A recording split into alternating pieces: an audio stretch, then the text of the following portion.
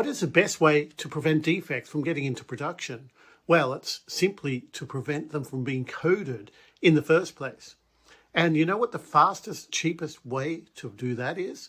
Well, it's to make sure that you actually know what you're supposed to be building in the first place. As a team, you need to have clarity on what your customer needs really are, what you really need to build. And as a tester, you need to understand the core business value, the user journeys, how real users are going to use your application, what sort of edge cases there are, what sort of variations, what sort of negative scenarios. You need to understand all of that really, really well. But more importantly, it's not just you as a tester that needs to know all that.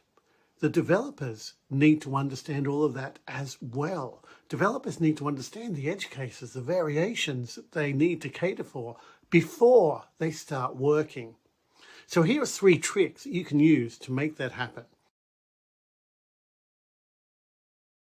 Trick number 1 is make sure you are having the conversation. Before you start work on any feature, discuss it in depth. It's not just a checkbox review. It's more like you're cross-examining the requirement. I like to really block off time every week for the team to do that because there's always stuff coming up that you need to review.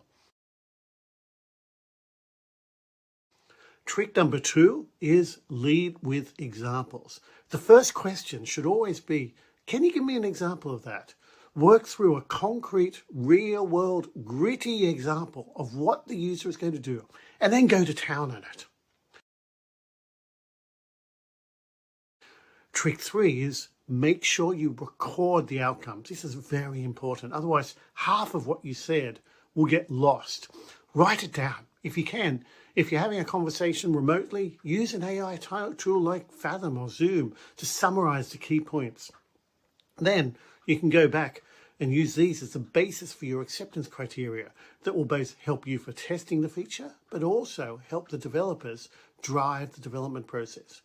So that's my 3 tips for avoiding defects getting into production in the first place. No fancy tools, no frameworks, no coding, just plain old-fashioned collaboration and human interaction. Give it a go and let me know how you get on.